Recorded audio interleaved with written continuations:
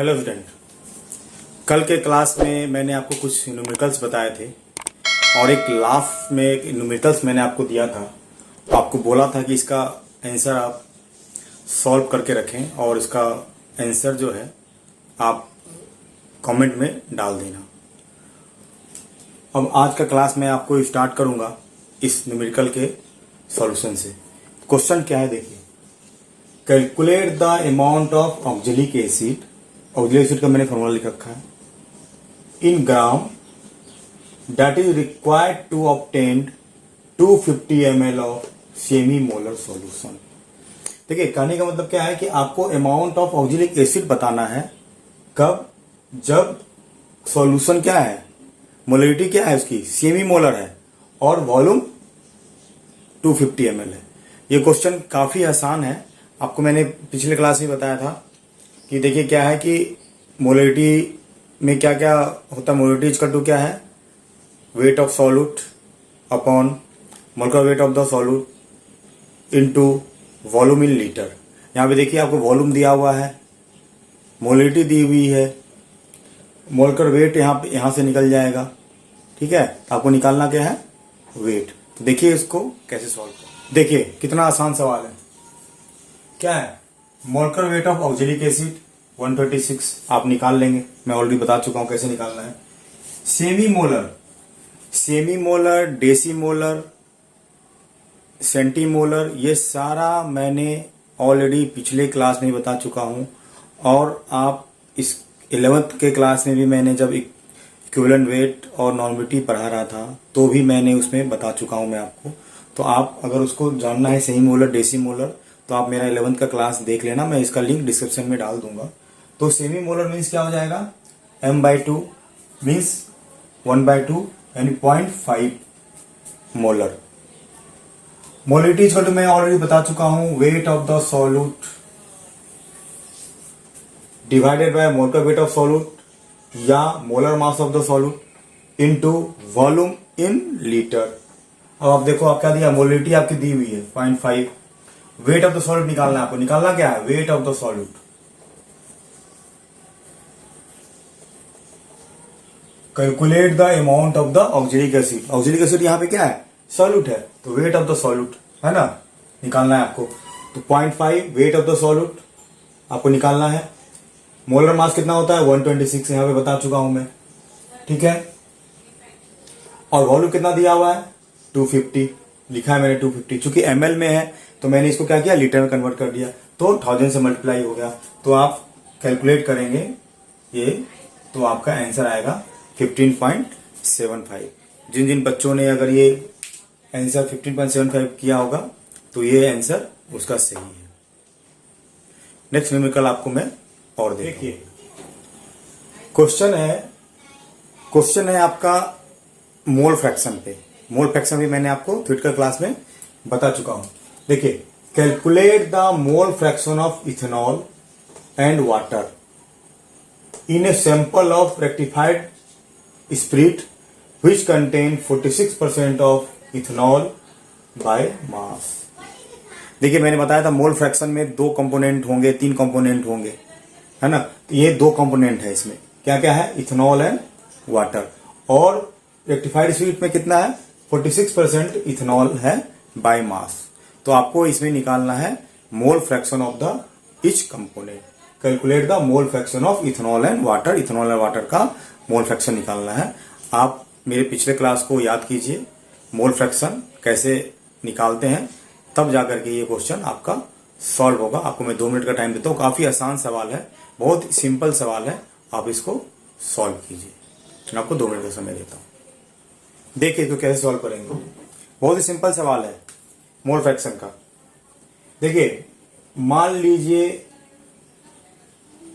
इस सॉल्यूशन का वेट 100 ग्राम है, क्योंकि 46% में दिया हुआ है। तो मान लीजिए कोई एक कंपोनेंट आपका 46% है, तो ऑब्वियस है नेक्स्ट कंपोनेंट कितना होगा।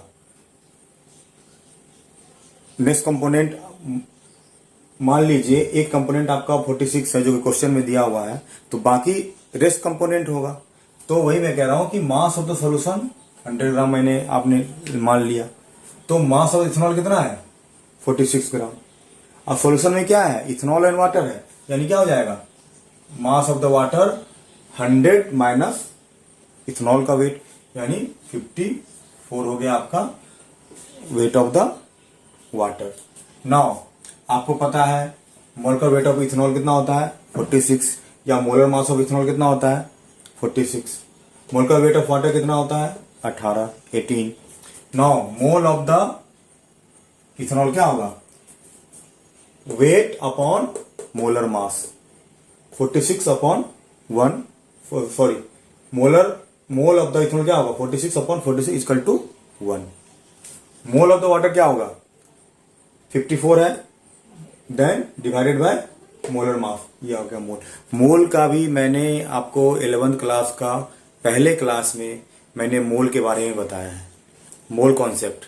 मैं डिस्क्रिप्शन में इसका लिंक डाल दूंगा। जो बच्चों को मोल के बारे में क्लियरिटी नहीं है, मैंने काफी डिटेल में बताया है मोल के बारे में, मोल कैसे निकालते हैं, और उसको काफी डिटेल से पढ़ाया है, उसमें न्यूमेरिकल्स भी बताया है। तो अगर आप वो क्लास मेरा देख लेंगे तो और अच्छी क्लियरिटी आ जाएगी। तो ये आपको बताया कि मोल इक्वल टू मैंने बता रखा है, मोल इक्वल टू यानी mole equal to weight in ग्राम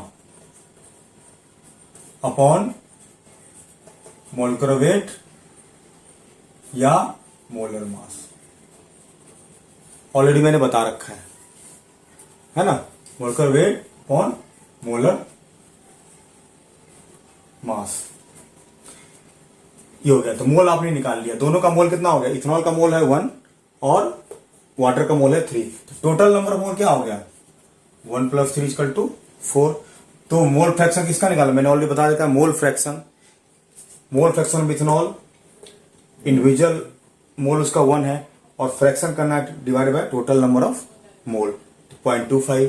फिर मोल फ्रैक्शन ऑफ वाटर क्या हो गया, चूंकि मोल उसका कितना है 3 है और टोटल मोल कितना है 4 है, 3 / 4 0.75, ये इसका आंसर हुआ। और मैंने आपको बताया था क्लास में कि सम ऑफ द मोल फ्रैक्शन 1 होता है, आप उसको चेक भी कर सकते हैं, दोनों का सम करेंगे तो दोनों का सम क्या है 1 है, इसलिए मोल फ्रैक्शन जब भी आप निकालेंगे तो आप उसको क्रॉस चेक भी कर सकते हैं, सबका सम 1 होना चाहिए। अगर 3 कंपोनेंट है 4 कंपोनेंट है, आपको मोल फ्रैक्शन निकालना है, सबका सम 1 होना चाहिए। मैं आपको वहां पे क्लास में बताया भी है जब मोल फ्रैक्शन बताया। तो नेक्स्ट सवाल आपको देखिए, एक अनदर क्वेश्चन है जो कि काफी इंपॉर्टेंट है और काफी ट्रिकी है।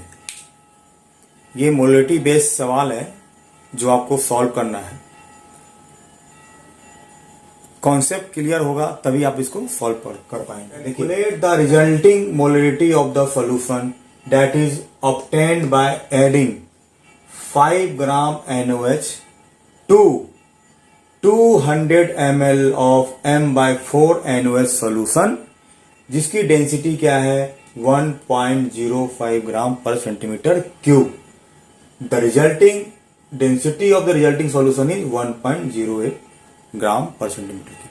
देखिए, आपको क्या कर रहा है, कह रहा है ये सवाल कि आपको फाइनल मोलिटी निकालनी है किसकी, जब आप 5 ग्राम NaOH जो कि 200 ml M/4 NaOH मिक्सचर में मिला देते हैं, जिसकी डेंसिटी ये है, तो उसका मोलिटी क्या होगा, जबकि कह रहा है कि डेंसिटी ऑफ रिजल्टिंग सॉल्यूशन 1.08। ये थोड़ा दिमाग पे जोर लगाइए तभी ये सवाल सॉल्व होगा, लेकिन है काफी आसान। जब मैं बता दूंगा तो आपको लगेगा भैया ये तो बहुत आसान था। तो आपको फिर 2 मिनट का समय देता हूं इसको सॉल्व कर। देखिए, ये बहुत ही आसान सवाल है, बस थोड़ा सा ट्रिकी है, ज्यादा डिफिकल्ट नहीं है, बस ट्रिकी सवाल है। थोड़ा सा आप माइंड पे जोर देंगे तो ये सवाल आसानी से बन जाएगा। देखिए सोल्यूशन कैसे है, क्या कर रहा है कि मास ऑफ द, अब देखो मास क्या है 200 ml का मास कितना होगा, mass equal to volume into density दिया हुआ है, तो मैंने यहां से निकाल लिया mass of the 200 ml of this one कितना हो जाएगा 200 ml इंटू 1.05, ये आ गया 210 ग्राम, इसका मास हो गया 210 ग्राम। नेक्स्ट क्या करा है, देखो ये ये मैंने थोड़ा सा डिफरेंट वे में, मैंने आपको फॉर्मूला ना लगा करके नॉर्मेलिटी का, मैंने थोड़ा डिफरेंट वे में आपको ये वेट निकाला है, वो मैं बता दूंगा आपको। अब देखो 1000 ml of 1 molar NaOH contain NaOH equal to 40 gram. ये मोल कॉन्सेप्ट से आया है, फिर मैं कह रहा हूं ये मोल कॉन्सेप्ट से है। मैं ऑलरेडी बता चुका हूं मोल कॉन्सेप्ट में 11th क्लास के कि 1000 ml of 1 molar NaOH contain करता है कितना, 40 ग्राम। तो 200 ml, 200 ml में कितना होगा, 40 divided by 1000 into 200।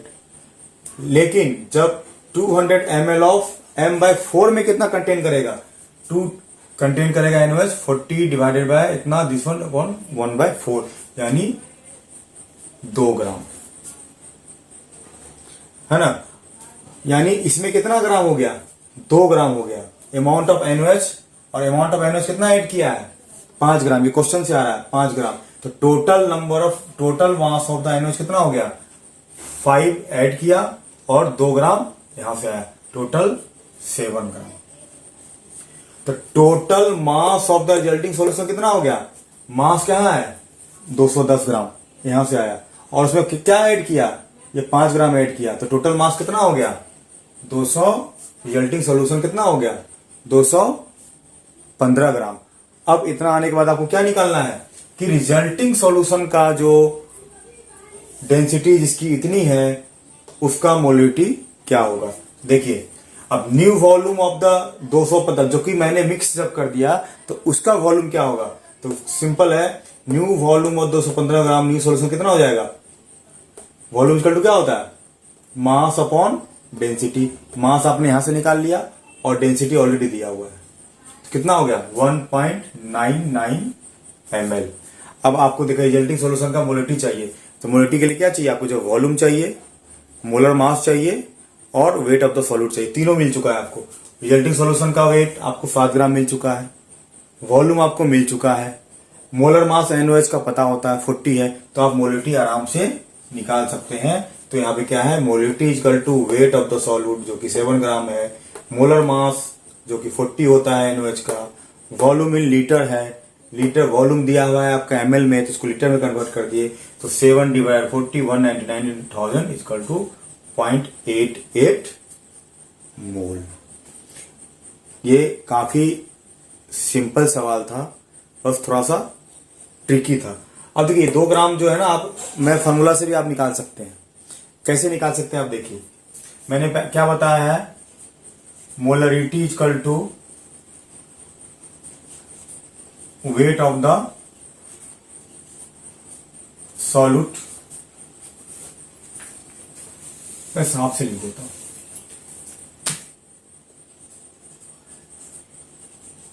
Molarity equal to weight of the solute upon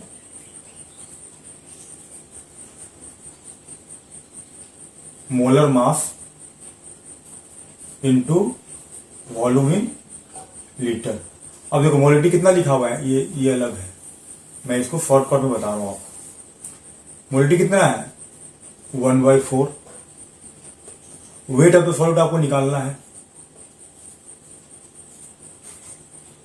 molar मास कितना होता है 40, वॉल्यूम कितना है आपका 200 ml।